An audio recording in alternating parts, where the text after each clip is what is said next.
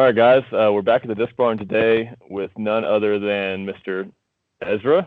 Thank you for joining today. We tried to do this a few weeks ago, and I didn't test out our software very well and lost all of it. So we had a good conversation before the Las Vegas tournament, which I think was really good content. We got to talk about your thoughts beforehand to kind of watch it play out.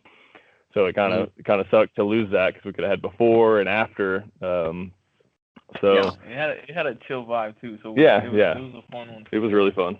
But man, congratulations on that second place finish, dude. And we were definitely rooting for you. I'm not gonna lie. Like I told you on that last time. First time we met, I was fanboying for sure. After talking to you, I was definitely like, man, you got a fan for life, dude. And I really appreciate you joining us. And definitely we're rooting for you. And yeah, I was following you pretty hard there, rooting for you. And after day one, man, you're killing it. Yeah. It feel good out there? It was just all clicking? Yeah. I mean, after day one, I was a little bit surprised that I played well after the false day. I didn't know how I was going to play going into that false round. Obviously, it was a long off season, so I didn't quite know how my game was going to stack up. So I wasn't super confident going into the tournament. But then after we got some of the holes into that false round, I kind of realized that I was playing pretty decent. And the shots were kind of falling, and I was hitting the lines I wanted to hit. And so then after that round finished, then I was obviously pretty happy with how the round went. I unfortunately went OB on 18, so I think I could have actually technically had a lead if I would have balled that hole. But yeah, so then just moved on from there, obviously. Yeah, and then was it day two that was down 16? Was it round two or was it round one? Round two. Yeah, round two is the almost 1100, or maybe potentially 1100. Yeah. I think they said welcome to the 1100 club. I saw that all over Instagram. Yeah, that's amazing. So is that your best round of disc golf, you think? It is, yeah. I think before that it'd be last year I shot 1096 and a 1094. So this will be the best round. So definitely exciting to get that. To shoot my best round in the falls tournament, in my second round of the season. Yeah, that had to feel really good. So was there anybody that you played with throughout the weekend that you were kind of like me, oh snap, I'm playing with, kind of starstruck maybe? I don't know. I mean, I've played with everybody that I played with, I think, except for Ricky was the only guy that I hadn't played with. I played with him in round two. And I enjoyed playing with him. I enjoyed playing with pretty much everybody I play with. Obviously, that third round was probably the most talented call that I've played on, with Eagle and Calvin and Paul all being 1050 plus and just being obviously insanely good disc golf balls. So that's the first time I've been on a call of that caliber. But round two was somewhat close. Obviously, with James and Ricky being super good disc golfers, so it's not like I haven't played with really really top level guys before. Yeah. But yeah, definitely a cool experience. You'll be there in that 1050 club the way you're shooting, man. That's crazy, dude. And hopefully we'll get some kind of drop from Discraft with that, kind of like they did for some other players. But that would be a dope. How did Discraft play out in your bag? That it seems like it fit pretty well. So that's your first big tournament with them. Definitely happy with how the discs flew. Obviously, I think it probably makes Discraft happy that the discs flew.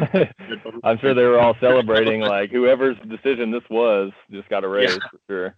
So that's awesome. And I saw they've rewarded you pretty well with your upgrade. You missed the Prius yet? I don't really. I mean, it was kind of nice, being able to park with that thing and just kind of whipping around town was a little bit easier on that thing. But I've kind of gotten used to driving this. And it's really not too bad. And then obviously just the benefit of having a couch and a kitchen and a dining room table and an actual full-size bed it's super nice. Has there been anything that's, first of all, as far as disc golfing goes, I'm only 917 rated. But as far as dealing with RV situations, I think I'm in the 1050 club for sure. Yeah, we both do a lot of RV camping. Yeah, so. We do a lot of camping with the RVs. So has there been anything that was weird or maybe surprising to you about the RV life? I don't think so. I mean, I've actually lived in RVs before. I've lived in fifth wheels and travel trailers for a little, You're familiar with everything there. Okay. I'm pretty used to how everything kind of walks and, hooking everything up and all that kind of stuff. So nothing too surprising. Okay, so you were used to the black and the gray tanks then. Because that to me that was the most surprising. Not gonna lie, I was like, oh really? I have to do this? But anyway. Yeah, it's messy for sure. Yeah, that's awesome though, and hopefully you're more comfortable in that for sure, right? You don't have to change in the front seat anymore with the. You can't get through McDonald's anymore though, can you? You got to go in everywhere. I can't. No. I mean, right now I'm parked outside of. I'm right next to Vista. There's a hotel that this is where everybody parks on the street, and the hotel has free Wi-Fi, so that I can Yeah, the quality. I mean, you're streaming really well, so I'm glad you found a good connection there. That's got to be interesting. Do you try to plan your trips like that, where you can stop somewhere that's going to have Wi-Fi for you? I mean, I don't look for I have LTE too, so it's not like imperative that I get Wi-Fi, but when I was in Vegas, I spent the night at Lowe's parking lots, and they did have Wi-Fi, so it's definitely a bonus if I can find. Yeah. Well, I guess we want to stay a little bit on track with, your awesome playing. When we talked before, I was trying to think of who you were worried about. We asked you said you were going to win, and I'm trying to think of who you said was going to be in contention. Yeah, and I want to see Eagle. Didn't he say Eagle? I don't remember. It was some crushers, though. But I do remember you saying, hey, look, it doesn't matter. I'm just going to play my game and push forward. I do remember that. Yeah. So I mean, second place, you can obviously only do one better by getting first. What do you need to improve on now? What could you have done? I mean, my game felt really solid overall, except for kind of that fluky third round where I just played very bad. And even you didn't even have a bogey. So it was a bogey-free round, wasn't it? I think the third round. I think it was until hole 15. Okay. So I had a really bad upshot, then I missed putt on 15, and then I went OB on 16. So I had back-to-back bogeys. That's killer. Around a lot worse. Was there nerves there with the third day being the championship day, or it just wasn't clicking as much? I'm not sure. I wasn't like super nervous consciously. It was definitely a little bit different feel to the card, but I mean, aside from the spit out on hole 2, I should have been 2 under through 3 pretty easily. So I feel like at the beginning is kind of where the nerves will hit you the hardest. You know what I mean? And you can kind of settle yourself. But I just never really was able to get anything going, and my putt felt really off just the whole day. So I don't know. I guess the goal is just to get myself in kind of situations like that where I'm either close to the lead or in the lead, and then hopefully just be able to learn from those experiences. Hopefully take one down. Would you say that spit out, because it was nasty, dude? Like I remember watching you, and you were like picking up your disc and that or your mini, sorry, and your putter was like still moving through the chains and out the backside of the basket, and I was just like, no way! I was like, no way! How did that happen? Was that like the most heartbreaking like spit out you think you ever had? Like most like gut wrenching? That was a pretty bad one. I didn't even see it spit out because when it was like halfway in the air, I knew it was in because I thought it was like a putt. So I picked my mini up, and I didn't even know that it had spit out until I went up to like put my hand in the basket, and that's when I like looked up and saw that it was out. I was like, what even happened? Yeah. So I didn't even see it spit out, so I don't even know if it says gut wrenching as ones that I've actually seen like spit. Yeah.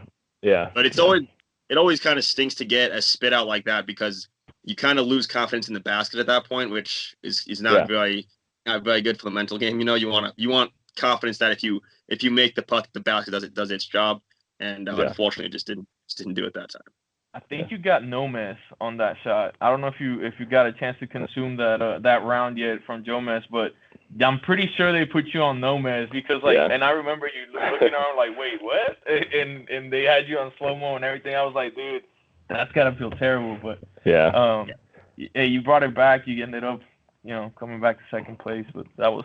Have you had a chance to watch any of the footage yet? I don't know if you saw. Calvin had a pretty bad. He had an interesting shot. He was lining up like a turbo, and I don't even know what you call it. It was basically a turbo, but he had the disc almost vertical, and it went through the chains and hit the pole and back out. Oh, geez, no. Yeah, so it like didn't hit a single chain, but it hit the middle pole and bounced out without hitting a single chain. It was the weirdest He couldn't. He had no way to move his arm, so it was like a weird turbo putt. But it was interesting. I'd never seen it. Yeah. But yeah. Was there any shots that you were like almost surprised yourself, like, whoa, did I really just like hit that? Or you had some good distance throws. You were crushing. So. There was a shot on the infinite quals, but I mean nobody saw it. There's a hole where there's a sand trap, and like the basket's like on a mound, and there's a sand trap right in front of it, and my disc like skipped over the sand trap and then hit the pole, and it's kind of like a bonus bogey, and then I get poked. Yeah. So that kind of surprised me. Any holes that surprised me. I don't know. I mean, I had my game plan going into the tournament, and I kind of knew the shots I wanted to hit, and I was mostly able to execute on them. So I don't know if I was super surprised. It may be a little bit more surprised just how consistent I was able to hit the shots, more so than any individual shot. If that makes sense. Was there a disc that was kind of your favorite through there that just helped you out the whole time, a go-to disc yet, or do you use the whole bag? There was a few that I definitely leaned on. I had a couple of the 2-hole series nukes that I threw quite a bit.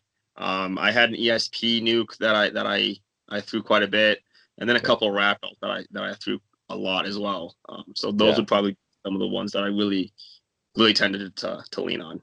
Yeah, so mainly distance stuff and a fairway driver. Yeah, I saw you crushing that Yuli Raptor. I think that's what it was, like a blue one with like that burst effect. Yeah, you were sick all weekend.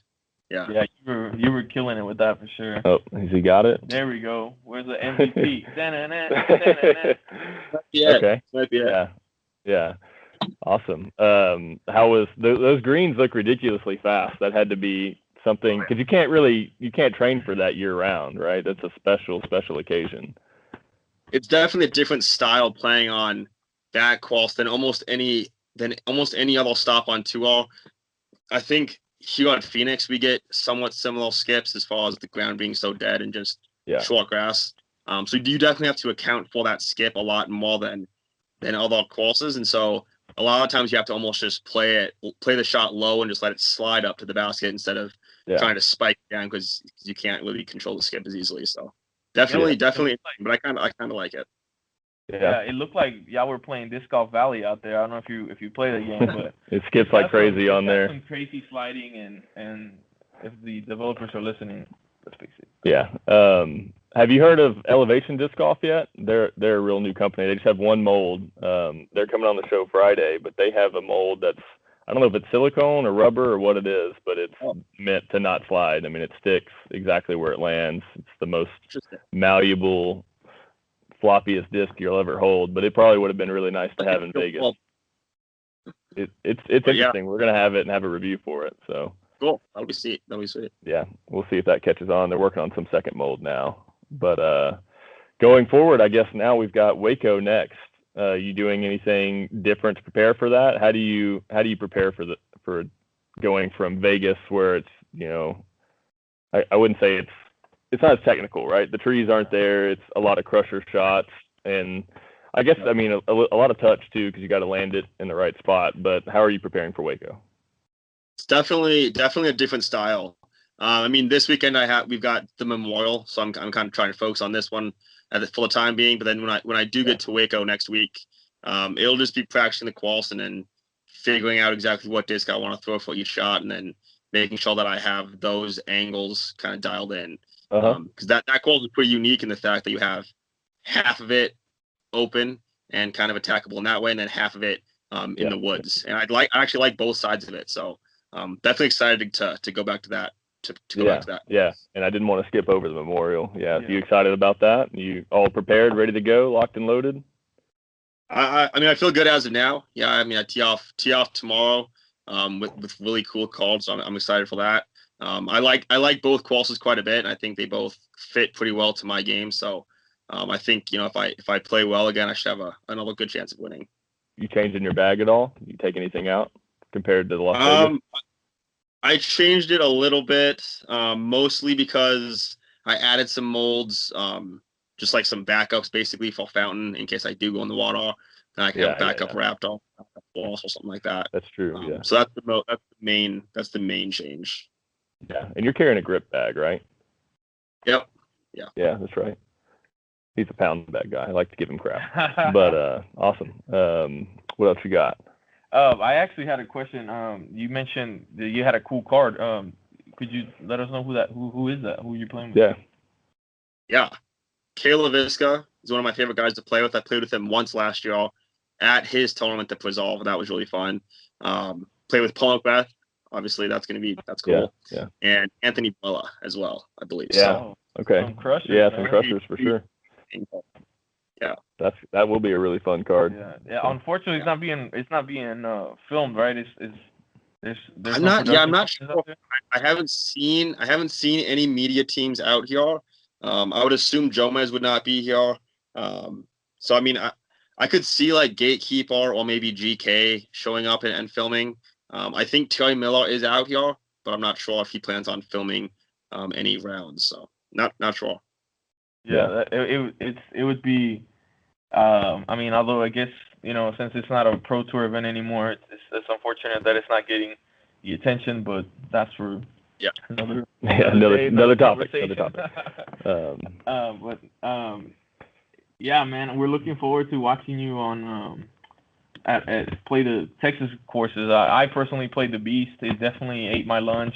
We're working on getting media passes right now, so I'll definitely be there. I don't know who's going to be in the skins matches yet that GK Pro does, but I'm going there. So if you're in there, I have no idea, but I'll be there for that. And then hopefully we'll get in to see the rest of the tournament if we get a media pass. Yeah. But just real quick, you got any? I know you just did your fairways on YouTube, right? And last time we talked about your mids. What kind of fairways are or what mold is really like your go-to as far as fairways go? Definitely the Raptor. Yeah. I've got an Earl stable one. I've got stable ones, so I can really do pretty much any shot with those discs. And for the people that might not know, he's about to flex. I got a pretty one here. So. Ooh, got a nice blue stamp on there too. Let's go. Yeah, it's really pretty. Show it to the camera up here, but for the homies that are not familiar with the Raptor, what would you compare it to? Because I know we know you threw an open bag before. What other molds would you compare it from other manufacturers? Yeah, it basically fills that like oval stable 9-speed slot. So it'd be like it's like a Felon or an Audi from Trilogy, or like a Fireball from Innova, or like an FD3 from Discmania. Are you mainly forehanding it? I mainly backhand everything. I do forehand it if I need it, but definitely lean on backhand more. So yeah, I mean, if anybody tries those, throws those other discs currently, I would definitely recommend trying the Raptor. I think you'll really like it. It's a sick disc. Yeah, for sure. Except for I can't throw this. It's autographed. It's too nice. It's too pretty. Hey. I need to get it back up. Yeah. I got some here. I got some online, some Z-Line. I throw a signed Ricky Compass, so yeah, that's true. I think you can throw a Yuli. Yeah, for sure. I need to. I don't see any 1X, 2X. Oh, you're gonna have Paul mad at us now. Yeah. Hopefully we'll see one of those Ezra Nuke 1X signatures coming up. Because I'm paying for it. Yeah. Let's go. I got Nukes on the way. Discraft just sent out a big thing, a whole box of Tour Series discs. So I'm finally going to have some Ezra Nukes. That'll be really nice. So if I see you at Waco, I'll bring a Sharpie for you. I can throw that in the collection. That would be dope. Yeah, for sure. Yeah. So I guess another trending topic lately is Paul McBeth, his big deal with Discraft. Big congrats to him. Did that take you by surprise? Did you expect that? We all know he's working. I guess. Yeah. I think it's just really cool for the sport in general. Exactly. To see that's the direction we're going. I think it's going to help kind of change the public opinion of disc golf. So I'm excited for it, and I'm just excited for the future of it. Just to kind of see what is possible. So yeah, I think it's really cool. So based on that, I'm guessing you do like the idea of contracts being publicized, because like before this, we other than Paul before with the 4-year $1 million contract, we really didn't know But I was talking to Garrett off camera. Like, I can't imagine not knowing what LeBron makes, right? Or you know, Steph Curry. Like, it creates competition between different companies, right? To know who's getting paid what. Now that Paul's making, you know, 10 million, you know, Ricky may come up and talk to Innova like, hey, I'm worth this, something like that. So it creates that competition, and players can kind of get their value. Yeah, I think it definitely opens doors for players to kind of realize what their wealth is, and then you know, hopefully get that. And I think it'll just kind of level the playing field for everybody. So definitely think it's a positive thing. Yeah, it's a great move. Like the video said, right? Making moves. It's a great move for disc golf, and it's pretty dope to see. Yeah, hopefully we see Ezra, you know, 5 mil, 5 year coming up soon, we'll see, something like that. We're not playing. Yeah, you know, the disc barn maybe one of these days. Yeah, we'll see. See if I can throw 5 million at you one of these days. We'll see. All right. He's already jumping ship. He said, sign the contract. Yeah, you have Venmo, right? Yeah, I do. Venmo? You got Venmo? Okay. That's $5 million. Yeah, we'll see how long that takes to go through. So. No, man, we really I think that's all we have. But yeah, I'm sure it's late there. I know you're probably trying to get your rest. You got a big day tomorrow, so I'll be keeping up. I know it'll be on UDisc. It's always on UDisc, so we'll be watching, rooting for you. Sure. And that's all we got for today. Thank you so much for coming back on with us. And sorry I lost the footage originally. That would have been great for us, but you've just been super helpful trying to recover it and everything. And we really appreciate you, man. Like a lot of, I mean, I know players, you know, not as, you know, in the limelight as you are. That won't reply. Yeah, that wouldn't reply or. I appreciate not name dropping, but some people around here locally that I've reached out to won't reply. I'm like, okay, it's fine. But you've been very helpful and very open. We appreciate your time, man. Thank you so much. You got fan for lives out of us. We'll be rooting for you at the Memorial. We'll be rooting for you all season. So great. Appreciate it, guys. Thanks for having me on. Yeah, no problem. No, thank you, man. Yeah, for sure. Have a good evening. All right, that's it. Big thanks to Ezra.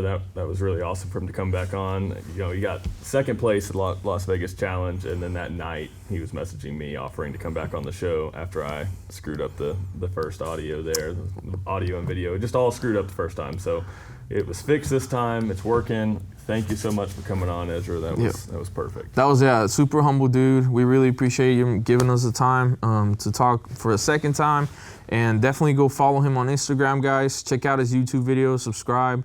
He's a really good dude, and he's got big things coming his way, you know, because super nice dude, and he's got the talent to back it up. So yeah, and I talked to him today. He does all his recording, all his editing, all on his phone. So this guy's out practicing for tournaments, playing in tournaments, and working that hard to get YouTube content out to help us out so we know what he's throwing and everything, you know.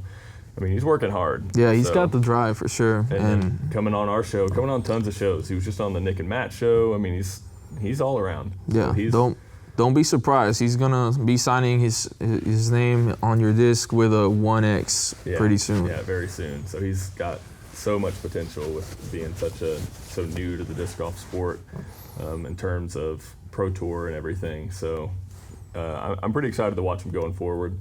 So hopefully we get to see him at the Beast in Waco. If he does, I'll definitely get an autograph there, a few pictures. But that's all we got for you guys today. Check out thediscbarn.com for whatever you need. That's not thediscbarn.com. Oh, you're right. Instagram, at the Disc Barn. There you go. Check out at the Disc Barn on Instagram. Follow us on Facebook. Please like and subscribe. That helps us a ton for YouTube. We're trying to get up there so we can get, you know, a few more people on here. Hopefully one day we'll have, obviously Paul would be awesome, Ricky, we like everyone. Eagle, I really want to get Calvin on. Calvin seems real funny. I don't know if you watched the recent it was he seems really funny. So that's it for today, guys. Thanks again for watching, and we'll see you on the next episode.